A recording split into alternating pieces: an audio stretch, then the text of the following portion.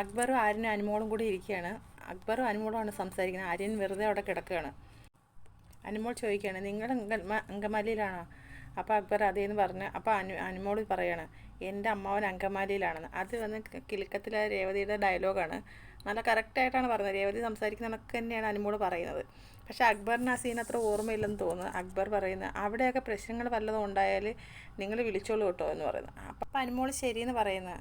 അത് കഴിഞ്ഞിട്ട് അക്ബർ പറയുന്നത്,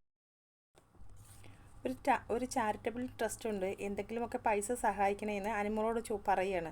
അനുമോൾ പറഞ്ഞ് തരാമെന്ന് പറഞ്ഞു. അക്ബർ അനുമോളോട് ചോദിക്കുന്നത്, ചെക്കുണ്ടോ നിങ്ങളുടെ കയ്യിൽ? അപ്പോൾ അനുമോൾ പറയുന്നത്, എൻ്റെ ചെക്ക് നിങ്ങളുടെ കയ്യിലുണ്ടോയെന്ന് ചോദിക്കുന്നത്. അപ്പോൾ അക്ബർ പറയുന്നത്, നിങ്ങളുടെ ചെക്ക് എങ്ങനെയാണ് എൻ്റെ കയ്യിൽ വരുന്നതെന്ന്.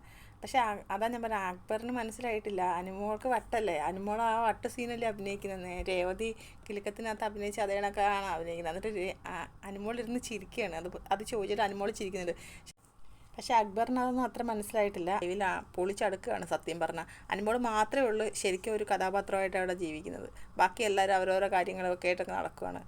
ഡ്രസ്സിങ്ങും മേക്കപ്പും മാത്രമേ ഉള്ളൂ കൂടുതൽ പേരും.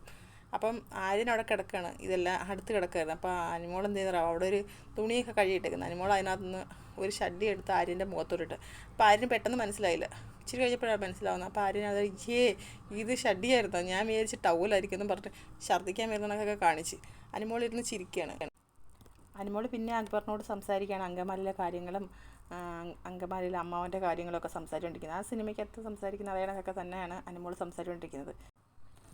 ഇന്നത്തെ ദിവസം അനുമോൾ ആരോടൊക്കെ സംസാരിച്ചിട്ടുണ്ട്, അവർക്കൊക്കെ സ്പേസ് കിട്ടിയിട്ടുണ്ട്, അത്രയേ ഉള്ളൂ. സീസൺ 5 അഖിൽമാരാർ പറഞ്ഞ പോലെയാണ്, അഖിലുള്ളിടത്താണ് കൂട്ടമെന്ന് പറഞ്ഞ പോലെയാണ്, അനുമോൾ ഉള്ളിടത്താണ് കണ്ടൻറ്റ്. അതാണ് സത്യം. അതിന് അംഗീകരിച്ചേ പറ്റൂ. അപ്പോൾ ഞാൻ അടുത്ത ഒരു ലൈവ് അപ്ഡേറ്റുമായിട്ട് വീണ്ടും വരുന്നതായിരിക്കും. എല്ലാവരും എൻ്റെ ചാനലൊന്ന് സബ്സ്ക്രൈബ് ചെയ്യണേ, സപ്പോർട്ട് ചെയ്യണേ.